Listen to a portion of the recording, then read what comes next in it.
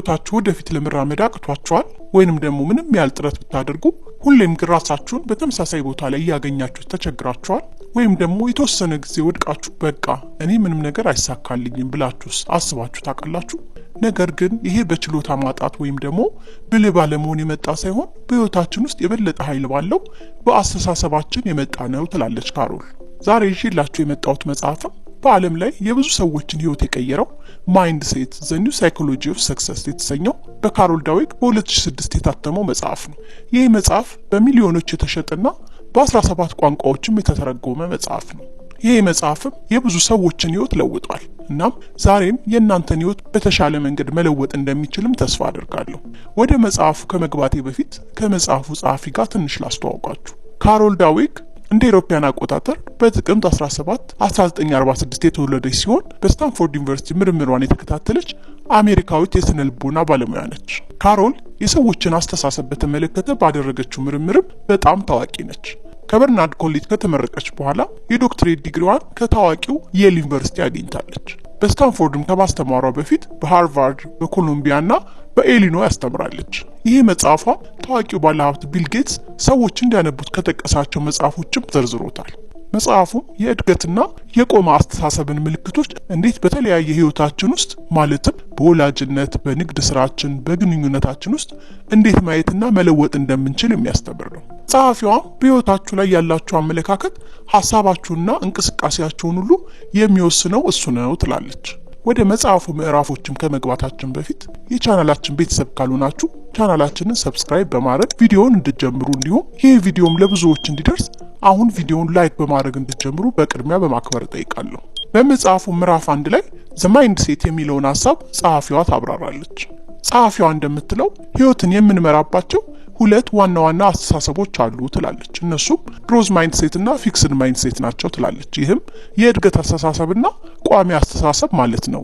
የእድገት አስተሳሰብ መኖር ለስኬት አስፈላጊ ነው። በዚህም የእናንተን የማሰብ ችሎታ ለማሻሻል ትክክለኛውን አስተሳሰብ እንዴት ማዳበር እንደሚቻልም ታስረዳለች። የእድገት አስተሳሰብ ውድቀትን እንደ የመማርና የእድገት እድሎች አድርጎ ይመለከታል። የእድገት አስተሳሰብ ያላቸው ሰዎች በውድቀቶች መጽናት ላይ ብቻ ሳይሆን ከነርሱም የመማርና ውድቀቶችንም የእድገት እድሎች አድርገው ይመለከቷቸዋል። ይህም አስተሳሰብ አቅሞችን በትጋትና ከተሞክሮ በመማር ማዳበር እንደሚቻል ያስተምራል ትላለች። ጸሐፊዋም ስለ ፈተናዎች ስታነሳ ለምሳሌ ከአይኪው ፈተና በስተጀርባ ያለው ባለራዕይ አልፍሬድ ቤኔት የአይኪው ፈተናን ያዘጋጀው እውቀትን ለመገደብ ሳይሆን በፓሪስ የህዝብ ትምህርት ቤት ስርዓት ውስጥ የሚታገሉ ህጻናትን ለመለየት ነበር ትላለች። ዓላማው በ20ኛው ክፍለ ዘመን ፓሪስ መጀመሪያ ላይ የአካዳሚክ ጉዞዋን ለማድረስ ለተዘጋጁ ፈጠራ ትምህርታዊ ፕሮግራሞች መንገዱን ለመክፈት የተዘጋጀ ነበር ትላለች። ታዲያ እነዚህ ሁለት አስተሳሰብ አይነቶች ማለትም የእድገትና የቆመ አስተሳሰብ ለሰዎች ምን ማለት ናቸው?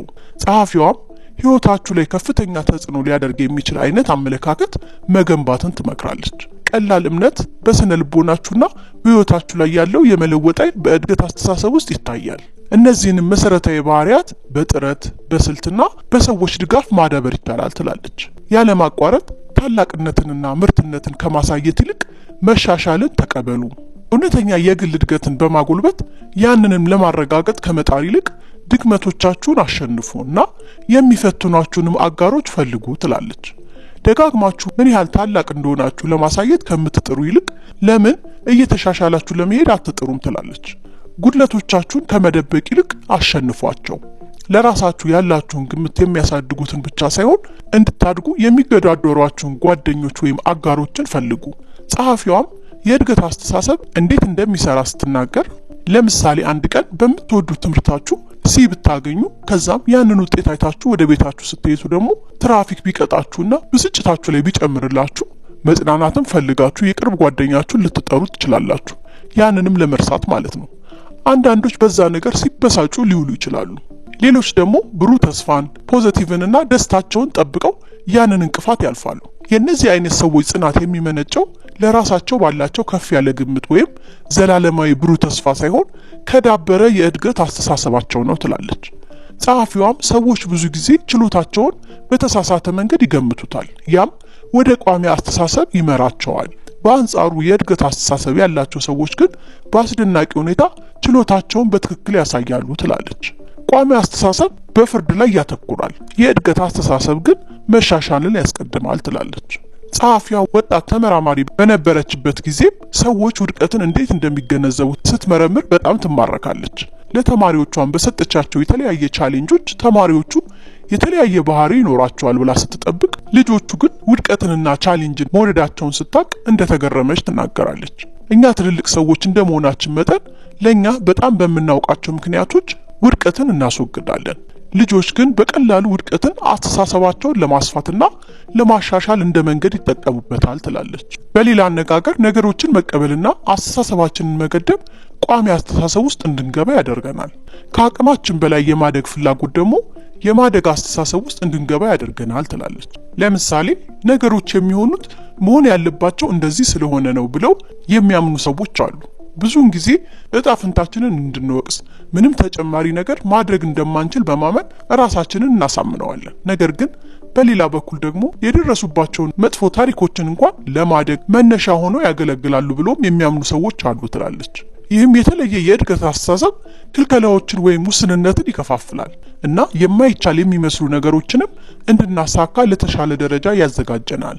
እነ ዳርዊን እንኳን በልጅነታቸው እንደ ልዩ ተደርገው አልተቆጠሩም ነበር ትላለች። ብዙ ባለሙያዎች የአንድ ልጅ አይኪው ስኬታማ መሆኑንና አለመሆኑን ይወስናሉ ብለው ያምናሉ። ነገር ግን በአይኪው ላይ በመተማመን ወደ ቋሚ አስተሳሰብ ከመውደቅ ይልቅ ብዙ እድሎችን የሚሰጥ የእድገት አስተሳሰብን ማዳበር የተሻለ ነው ትላለች። ምክንያቱም መጨረሻ ላይ ቋሚ አስተሳሰብ ያላቸው ሰዎች አደጋዎችን ያስወግዳሉ እናም በምንም አይነት ጥረት ስለማያምኑ በኋላም ይወድቃሉ ትላለች። በአንጻሩ የእድገት አስተሳሰብ ያላቸው ሰዎች ጠንካራ ሆነው ይቆያሉ፣ አደጋዎችን ይጋፈጣሉ እና በአስቸጋሪ ሁኔታዎችም ያድጋሉ ትላለች። ከዚያም በምዕራፍ 2 ኢንሳይድ ዘ ማይንድ ሴት ስለሚለው ሐሳብ ስታወራ ጸሐፊዋ የአስተሳሰባችን ውበቱ መለወጥ መቻሉ ነው ትላለች። ቋሚ አስተሳሰብ እንዳላችሁ ብታውቁም ወደ እድገት አስተሳሰብ በመቀየር የተሻለ ነገር ማድረግ ትችላላችሁ።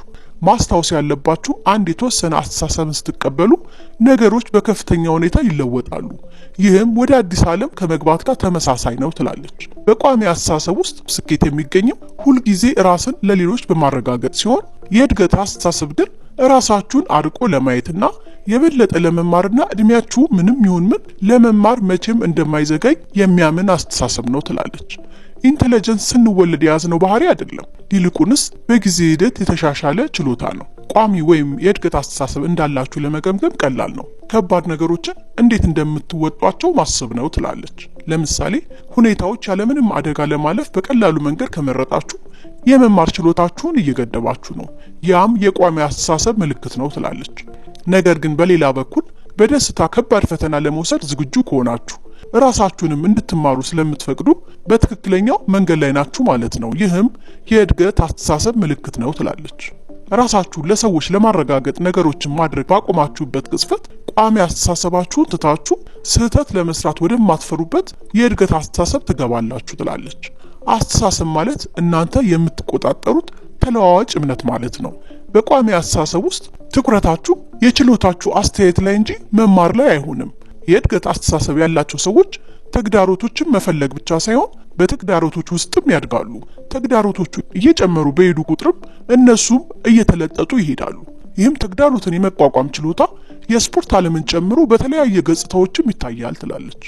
ለምሳሌ የጸሐፊዋ ምርምር ግለሰቦች ብልህነትን በሚገልጹበት መንገድ ላይ አስደናቂ ልዩነቶችን ያጋልጣል። ያም ቋሚ አስተሳሰብ ያላቸው ሰዎች ወደ ፍጽምናና የነገሮችን ቅለት ላይ ያዘነበለ ሲሆን የእድገት አስተሳሰብ ያላቸው ሰዎች ደግሞ አስቸጋሪነትንና የማያቋርጥ ጥረትን ማክበር ላይ ያተኮረ ነው ትላለች።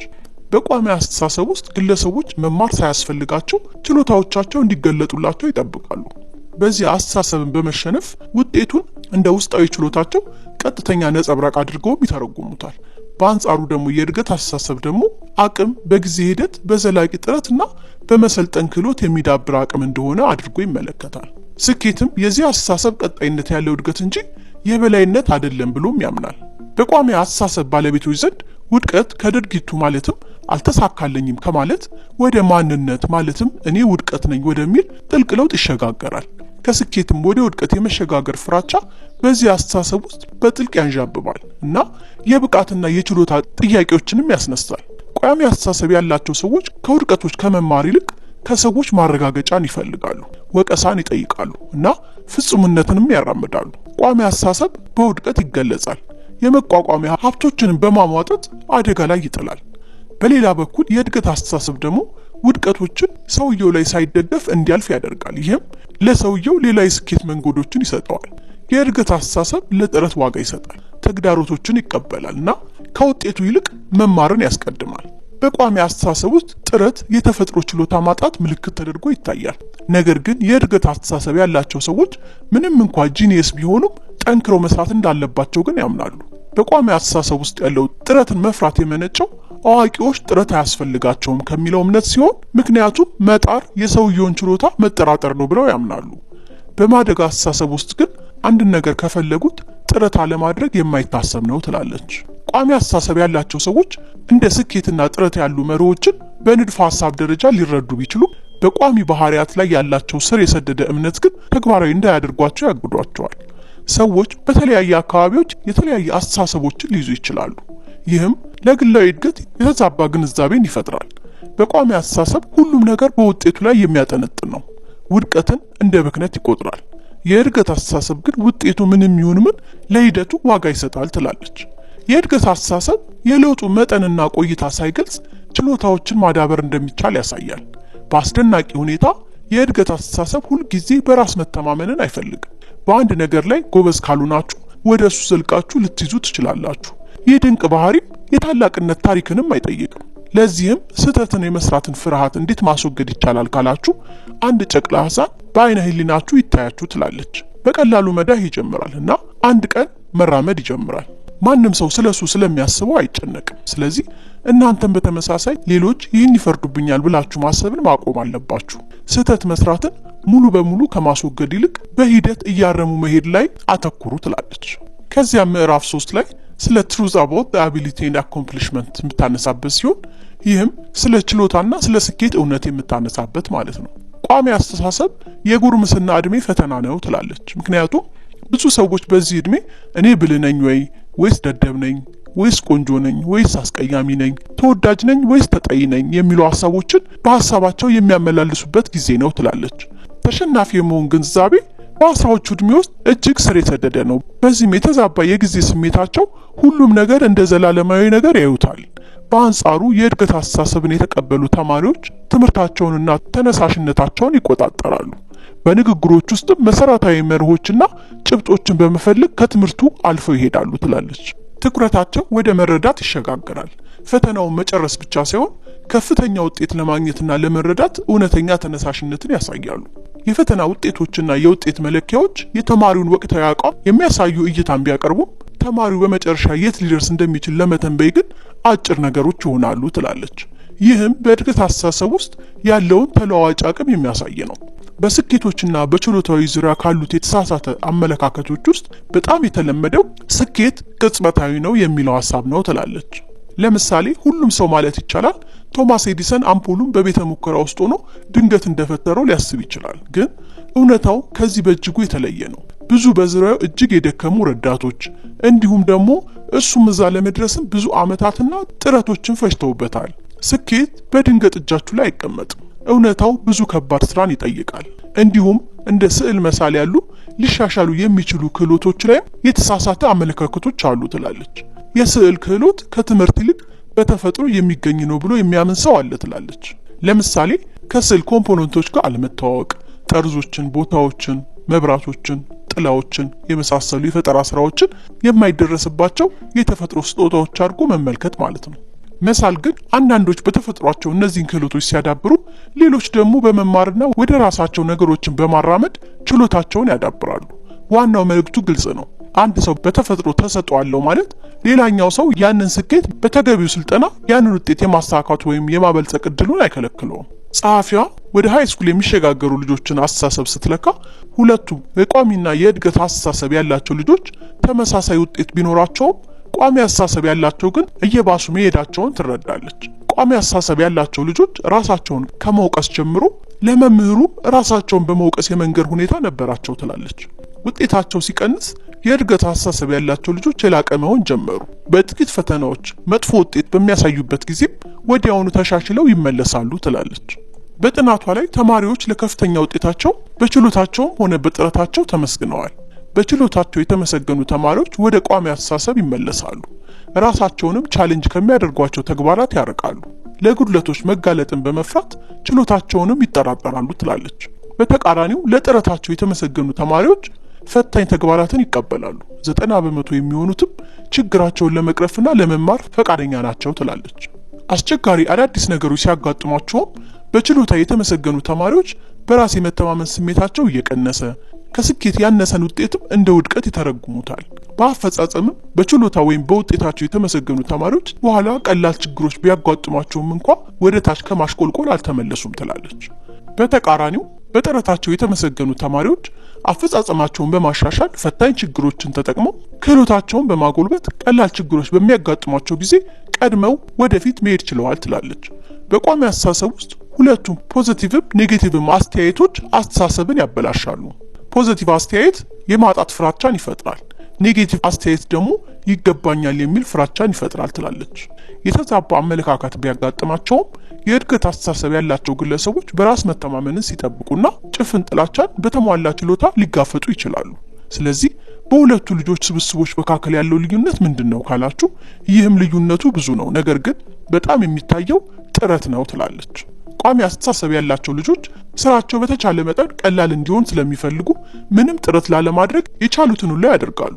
ከባድ የቤት ስራም ቢገጥማቸው ለፈተና መዘጋጃ አድርገው የሚጠቀሙት በቃላቸው መሸምደድን ነው ትላለች። በሌላ በኩል ግን የእድገት አስተሳሰብ ያላቸው ልጆች ወደፊት ለመሄድ ስህተታቸውን ለመረዳትና ለመማር የበለጠ ፍላጎት ነበራቸው። በተመሳሳይ በእድገትና በቋሚ አስተሳሰብ መካከል ያለው ልዩነት የእድገት አስተሳሰብ የመማር ኃላፊነትን ሲወስድ፣ ቋሚ አስተሳሰብ ደግሞ ስኬታማ ለመሆን ጥረት ከማድረግ ውጪ ሌሎች ሁሉ ነገሮችንም ያደርጋል ትላለች። ይህ ደግሞ የበለጠ ለመማር የሚመኙትን የእድገት አስተሳሰብ ያላቸውን ሰዎች የሚለየው የስኬት ሚስጥር ነው ትላለች። በምዕራፍ 4 ላይ ጸሐፊዋ ስለ ስፖርት ዘ ማይንድሴት ኦፍ ኤ ሻምፒዮን ስለሚለው የምታነሳበት ነው። ይህም ስፖርትና የሻምፒዮንነት አስተሳሰብ የሚለው ማለት ነው።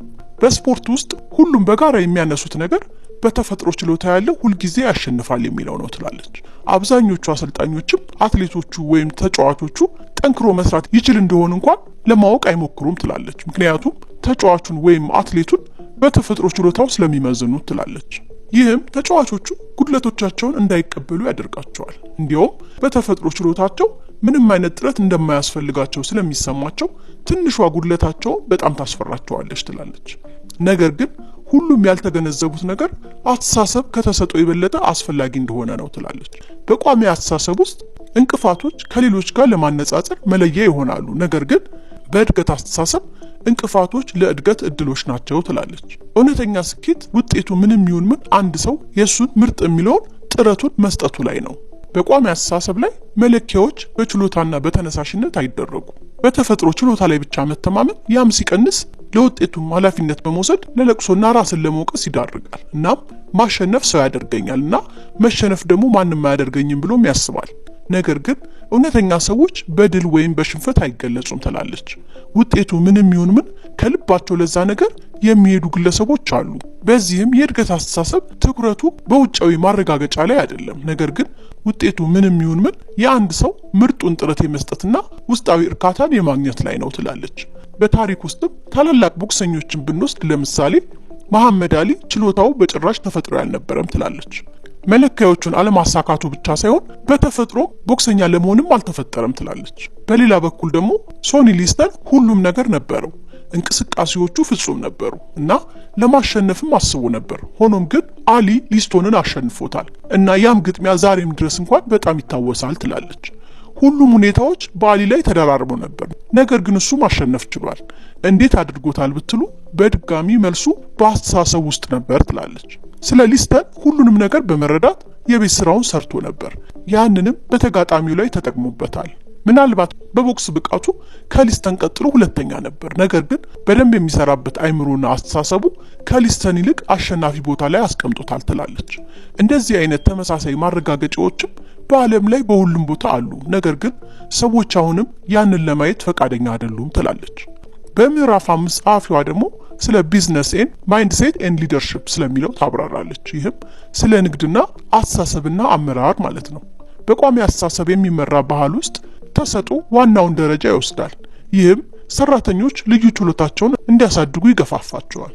ቋሚ አስተሳሰብን የሚቀበሉ ሰዎች ድክመቶቻቸውን አምነው ለማረም ስለሚቸገሩ ይህም ጉልህ አደጋዎችን ያስከትላል። በዚህ ቋሚ አስተሳሰብ ውስጥ ያለው ምኞት ታላላቅ ምርጥ ቡድኖችን መገንባት አይደለም፣ ይልቁንስ ግለሰቦች ከሌሎች ጋር ሲነጻጸሩ የበላይ ሆኖ መታየት እና በብቸኝነት ጎልቶ መታየት ነው ትላለች። ይህም ቋሚ አስተሳሰብ ዛሬ በተለያዩ ኩባንያዎች ውስጥ ሰራተኞችን ማደናቀፉን ቀጥሏል። ሰራተኞቹ ብቻ ሳይሆኑ ዋና ስራ አስፈጻሚዎቹም እንኳን ተመሳሳይ አስተሳሰብ ነው ያላቸው ትላለች። ለምሳሌ ጂም ኮሊንስ እና ቡድኑ የ5 ዓመት ጥናታቸው ላይ ለምን አንዳንድ ኩባንያዎች ጥሩ እንደሆኑና ሌሎች ደግሞ ጥሩ እንዳልሆኑ ሲገመግሙ ውጤቱ ራሱ ይናገራል ትላለች። የእድገት አስተሳሰባቸው ከሌሎች የለያቸው ነገር ነበር ትላለች። ያ ማለት ተግዳሮቶች አላጋጠሟቸውም ማለት አይደለም። በእርግጥ ለነሱም ከባድ ስራ ነበር። ነገር ግን ታላቅ መሪ ያደረጋቸው ስህተታቸውን ተቀብለው ለማረምና የበለጠ ለማደግ የተቻላቸውን ጥረት ማድረጋቸው ነው። ነገር ግን ሰራተኞችን የሚያዋርዱ አለቆች የአካባቢውን ትኩረት ወደ መሪው ወይም አለቃውን የማስደሰት ያዞሩታል። የዋና ስራ አስፈጻሚው ቋሚ አስተሳሰብ ኩባንያው ከላይ ወደ ታች ብቻ የሚወርድ አይነት አመራር እንዲይዝ ያደርገዋል። ያም ለጨለማ ይዳርጋቸዋል ትላለች። ነገር ግን ለማሻሻል መድረኩን ማዘጋጀት እንዲሻሻሉ ይረዳቸዋል። ስለዚህ ስህተት ቢያደርጉ ምንም ችግር እንደሌለው ሲያስታውሱ እና ስኬታማ ለመሆን ብቸኛው መንገድም ከስህተቱ መማርና ወደፊት አለመድገም መሆኑን ሲያውቁ ወደ እድገት አስተሳሰብ ይገባሉ ትላለች። ትክክለኛው የእድገት አስተሳሰብ ለውጥንና አዲስ ሀሳቦችን ለመቀበል ባለው ድፍረት ላይ የተመሰረተ ሲሆን እንደ ማዕረግ ወይም ስጦታ ካሉ ቁሳዊ ምልክቶች ያለፈ ነው ትላለች። በእድገት አስተሳሰብ ቡድኖች ውስጥ አባላት በነጻነት አስተያየቶቻቸውን ያጋራሉ እና በአስተዳደር ውይይቶች ወቅትም ግልጽ አለመግባባት ውስጥ ይገባሉ። ይህም ተለዋዋጭ የትምህርት አካባቢን ያሳድጋል ትላለች። በአንጻሩ ቋሚ አስተሳሰብ ያላቸው ቡድኖች ደግሞ በፍርድ ይጠመዳሉ፣ አለመስማማትን ይፈራሉ እና ግልጽና ውጤታማ ውይይቶችንም ለመፍጠር ይቸገራሉ ትላለች። ታዲያስ መሪዎች የተወለዱ ናቸው ወይስ የተፈጠሩ? በተፈጥሮ ችሎታ ላይ ብቻ የተመሰረቱ ድርጅቶች መሪ ሊሆኑ የሚችሉ መሪዎችን የማጣትና ተፈጥሯዊ ነገሮችን የማፈን ስጋት አለባቸው። ዋናው ትምህርት ለችሎታዎች እድገት ቅድሚያ መስጠትና እውነተኛ መሪዎች እንዲወጡ የሚያስችል ባህልን ማጎልበት ነው ትላለች። በችሎታ ላይ ያተኮረ አካባቢ ውስጥ ግለሰባዊነትን ማሳደድ እንደ ማጭበርበርና የቡድን ስራ ወደ ማላላት ጉዳዮች ላይ ሊያመራ ይችላል። ዋናው የእድገት አስተሳሰብና ቀጣይነት ላለው ለልማት ባህል ቅድሚያ መስጠት ነው ትላለች። በምዕራፍ 6 ላይ ጸሐፊዋ ስለ ሪሌሽንሺፕ ኤንድ ማይንድሴት ኢን ላቭ ስለሚለው የምታነሳበት ነው። ያም ግንኙነትና በፍቅር ውስጥ ያሉ አስተሳሰቦችን ማለት ነው። ትክክለኛው አስተሳሰብ ለስኬታማ ስራ፣ ስፖርት ወይም ትምህርት ብቻ ወሳኝ የሆነ ሳይሆን በግንኙነት ውስጥም ትልቅ ሚና ይጫወታል ትላለች። ግንኙነቶችን በተመለከተም ውድቀትንና ሀዘንን መጋፈጥ የማይቀር ነው። ነገር ግን እኛ ያንን ነገር የምንይዝበት መንገድ በጣም አስፈላጊ ነው ትላለች። ቋሚ አስተሳሰብ ያላቸው ሰዎች ስህተታቸውን ለማረምና እውነታውን ለመቀበል ፈቃደኛ ባለመሆን ወደ በቀል ያዘነብላሉ። ብዙውን ጊዜም እንደተፈረደባቸውና እንደማይወደዱ ይሰማቸዋል እና በመጨረሻም ስሜታቸው እየጨመረ ሲሄድ በሁሉም ነገር ይናደዳሉ ትላለች። አንድ ችግርም የሚነሳው ቋሚ አስተሳሰብ ያላቸው ሰዎች በግንኙነት ውስጥ ያሉ ሁሉም ነገሮች ያለምንም ጥረት እንደሚከናወኑ ሲጠብቁ ነው። ይህም ማለት በሁለቱ ሰዎች መካከል ያለው ስምምነት በተፈጥሮ ሊመራ ይገባል የሚለው ግምት ጭምር ማለት ነው። ለግንኙነት በጣም አጥፊ የሆኑ እምነቶች አንዱ በግንኙነታችን ላይ መስራት ካስፈለገን በግንኙነታችን ላይ ከባድ ችግር አለ ማለት ነው የሚለው አስተሳሰብ ነው ትላለች። ቋሚ አስተሳሰብ ያላቸው አንዳቸው የሌላኛውን ሰው ሀሳቦች እና ፍላጎት እንዲሁ በማስተዋል ብቻ መረዳት አለባቸው ብለው ያስባሉ። በቋሚ አስተሳሰብ ውስጥ ሀሳብን አለመቀበል እስከ መጨረሻው መፍረድና ያንን ሰው በሌላ ነገር መሰየም ችግር ሊያስከትል ይችላል። ነገር ግን የእድገት አስተሳሰብን መገንባት ይቅርታንና ከተሞክሮ መማርን ያዳብራል። ይህም የግንኙነቱን አስፈላጊነት ያጎላል። ይህም በፈረንሳዮች አባባል ሁሉንም መረዳት ማለት ሁሉንም ይቅር ማለት ነው። ትርጉሙም መረዳት ወደ ይቅርታ የሚመራን ነው የሚለውን የሚያሳይ ነው ትላለች። ሌላው የቋሚ አስተሳሰብ ተግዳሮት ደግሞ ችግሮችን እንደ ስር የሰደዱ ጉድለቶች የመመልከት ዝንባሌ ነው። ግጭቶች በሚፈጠሩበት ጊዜ ወቀሳን ለራሳችሁ ወይም ለባልደረባችሁ በመስጠት ብዙ ጊዜ ጉዳዩን ወደ ሰውየው ባህሪ ጉድለት አድርጎ የመመልከት ነገር አለ። ቋሚ አስተሳሰብ ያላቸው ሰዎች አንድ ጊዜ በአጋሮቻቸው ላይ ጉድለቶችን ካዩ በኋላ ቁጣ፣ ጥላቻ፣ ንቀት ይሰማቸዋል። ይህም በጠቅላላው ግንኙነት ላይ ያለ መርካትን ያስከትላል። ችግሮችም የማይጠገኑ ጉድለቶች ናቸው ብሎ በማመን የእምነት እርካታቸውንም ያዳክመዋል። ዳንኤል ዊል እንዳለው ከችግሮች ነፃ የሆኑ ግንኙነቶች የሉም ይላል። አጋርን መምረጥ ማለት የችግሮችን ስብስብ መምረጥ ማለት ነው። ስለዚህ በዚህም የእያንዳንዳችንን ውስንነቶቻችንን እውቅና በመስጠት እነዚያን መገንባት አስፈላጊ ነው ይላል። አጋሮቻችን የለውጥ አቅም አላቸው የሚለው እምነትም ባልደረባዬ ይለወጥብኛል ከሚለው እምነት ጋር መምታታት የለበትም ይላል ዳንኤል። አጋራችንን ለመለወጥ መፈለግ ቁርጠኝነትና ለለውጡም ተጨባጭ እርምጃዎችን መውሰድ ያስፈልጋል። በችግር ጊዜ ከጎናችሁ የሚቆም ሰውም ማግኘትም ወሳኝ ነው ይላል። በሁለቱ አስተሳሰቦች መካከል ያለው ልዩነትም በዋናነት በባህሪ ውስጥ ይታያል። ቋሚ አስተሳሰብ ቁስሎችን ለመፈወስ ምንም እድል ስለማይሰጥ በችግር ውስጥ በመጣበቅና ከግንኙነቱ ተጨማሪ እርካታን ማግኘትን ይከለክላል። ነገር ግን የእድገት አስተሳሰብ አንድ ግለሰብ እንዲረሳና ህይወቱን እንዲቀጥል ያስችለዋል ትላለች። በምዕራፍ 7 ደግሞ ጸሐፊዋ ስለ ፓረንትስ ቲቺንግ ኤንድ ኮድስ ዌር ዱ ማይንድሴት ካም ፍሮም ስለሚለው የምታነሳበት ነው። ይህም ስለ ወላጆች፣ አስተማሪዎችና አሰልጣኞች እናም አስተሳሰብስ ከየት ይመጣል ስለሚለው የምታነሳበት ነው። እያንዳንዱ ወላጅ ልጁ ሲሳካለት ማየት ይፈልጋል። ምክንያቱም በልጃችሁ እድገት ውስጥ ከመሳተፍ የበለጠ የሚያረካ ነገር የለምና። እናም ልጃችሁም የላቀ ውጤት እንዲያመጣ ማበረታታት ትፈልጋላችሁ። ነገር ግን ያንን ስታደርጉ ወደ ቋሚ አስተሳሰብ እየገፋችሁ እንደሆነ ማወቅ አለባችሁ ትላለች። ለምሳሌ ልጃችሁን ምን ያህል ስማርት እንደሆነ ደጋግማችሁ የምታመሰግኑት ከሆነ ሁልጊዜ ራሱን ብልህ በማድረግ ማረጋገጥ እንዳለበት ሊያስብ ይችላል። የማያቋርጥ አስተያየትና ምስጋና ስትሰጡት የበለጠ እንዲጨነቅ ያደርገዋል እና ካልተሳካለት ልክ እንደ ሌሎች ተመሳሳይ ስህተት ሊሰራ ይችላል። ለማንም እንደማይጠቅም ሊያስብ ይችላል ትላለች። ባለማወቅ የልጆቻችሁን የማሰብና የአፈጻጸም ችሎታም እየጎዳችሁ እንደሆነ እወቁ። እርግጥ ነው ልጆች ሁሌም ልጆች ናቸው። ስታመሰግኗቸው ሁሌም በደስታ ይሞላሉ። ነገር ግን ልክ እንደ ትልቅ ሰው ልትገምቱት ከምትችሉት በላይ ጊዜያዊ ውዳሴ አይምሯቸው ሁኔታ ላይ እንደሚያደናቅፍ ማስታወስ አለባችሁ ትላለች። ስለዚህ ፍጽምናን ከመፈለግ ይልቅ ልጆቻችሁ ፈተናዎችን እንዲወዱ፣ ውድቀትን እንዲቀበሉ፣ እንዲማሩ፣ እንዲሻሻሉ እና እንዲሳሳቱ ማስተምሯቸው። ምክንያቱም ይህ ችሎታቸውን ለማሳደግ ይጠቅማቸዋልና። በቃላታችሁ ውስጥም የተካተቱ ስውር መልእክቶችንም በጥንቃቄ በመከታተል የልጆቻችሁን የእድገት አቅም ክፈቱ። ፖዚቲቭ የሚመስሉ ማረጋገጫዎች ለምሳሌ ነገሮች በፍጥነት ይገቡሃል፣ በጣም ስማርት ነህ፣ ወይም ደግሞ ስዕልህ እንዴት ያምራል፣ አንተ ወይም አንቺ ቀጣዩ ፒካሶ ነሽ የመሳሰሉ መልእክቶች አበረታች ሊመስሉ ይችላሉ። ነገር ግን ለህፃናቱ ወደ ውስጥ ያልታሰቡ መልእክቶችን ያስተላልፋሉ ትላለች። አንድ ነገር በፍጥነት ካልገባኝ ብልህ አይደለሁም ወደ ማለት ሊመራው ይችላል ትላለች። ስዕልም ዝም ብዬ ለመሳብ መሞከር የለብኝም ምክንያቱም እንደ ፒካሶ እንዳልሆንኩ ያዩብኛል ብለው ያስባሉ ትላለች። ስማርትነትን ከማመስገን ይልቅ ህፃናትን ተግዳሮቶችን እንዲቀበሉና ከስተታቸው እንዲማሩ አበረታቷቸው። የማሰብ ችሎታን ማሞገስ በኋላ ችግርን ያመጣል። ተነሳሽነትን ሊቀንስና አፈጻጸምንም ሊያደናቅፍ ይችላል። በምትኩ ልጆቻችሁ ተግዳሮቶችን እንዲቀበሉ፣ ከስተቶች እንዲማሩ፣ በጥረቶቻቸው እንዲደሰቱ፣ አዳዲስ ስልቶችንም እንዲመረምሩና ቀጣይነት ያለው ትምህርት እንዲማሩ አስረዷቸው። በወላጅነት ውስጥም የእድገት አስተሳሰብን ተቀበሉ። ተግዳሮቶችን በመጋፈጥ ከመፍረድ ይልቅ ድጋፍን በመስጠት ማለት ነው። ልጆቻችሁም ያለ ፍርሃት ሀሳባቸውን እንዲገልጹ፣ ብርታት እንዲሰማቸው በማረጋገጥ ጥረትና መግባባት የሚመሰገንበት አካባቢን ፍጠሩላቸው። ህፃናትን አስቀድመው ወደ ተወሰነ የብሩህነትና ተሰጥኦ ሚናዎች የሚያስገባ የቋሚ አስተሳሰብን አስወግዱላቸው። ይልቁንስ ለስተቶች፣ ለግለሰባዊነት፣ ለፍላጎት፣ ለአቅሞችና ለግል እሴቶች ቦታ የሚፈቅድ የእድገት አስተሳሰብን አሳድጉ ትላለች። ሙሉ አቅማቸውን እንዲያውቁና ለህብረተሰቡ ትርጉም ያለው አስተዋጽኦ እንዲያበረክቱም ገደብ የለሽ እድሎችን በመስጠት እድገታቸውን የሚያነሳሱ ሀሳብ ስጧቸው። ማስታወስ ያለባችሁ እድገት ወሰን የለውም። ቋሚ ሀሳቦች ግን ተገድበው ሰውን እንደሚገድቡ እወቁ ትላለች። ተማሪዎቻችሁ አንድ ሰው ከነሱ ምን ያህል ብልህ እንደሆነ ሳይሆን የበለጠ ልምድ ያለው እንደሆነ ብቻ ንገሯቸው ትላለች። ከዚያም ጸሐፊዋ በመጽሐፉ የመጨረሻው ምዕራፍ በሆነው በምዕራፍ 8 ስለ ቼንጂንግ ማይንድ ሴት ማለትም አስተሳሰብን ስለ መቀየር ትናገራለች። የአስተሳሰብ ምርጡ ነገር በተወሰነ ጥረት ከቋሚ ወደ እድገት አስተሳሰብ መቀየር በቻሉ ነው ትላለች። ራሳችሁን ጥቂት ጥያቄዎችን በመጠየቅ የእድገት ወይም የቋሚ አስተሳሰብ እንዳላችሁ መወሰን ትችላላችሁ። ራሳችሁ ላይ በጠንካራ ሁኔታ አትፍረዱ፣ ምክንያቱም የእድገት አስተሳሰብ በምንም መልኩ ራሳችሁ ይሄ ነኝ ብላችሁ እንድትሰይሙ አያበረታታችሁም። በተቃራኒው የራሳችሁን ስህተቶች ለመመርመርና ለማረም ያስችላችኋል እንጂ።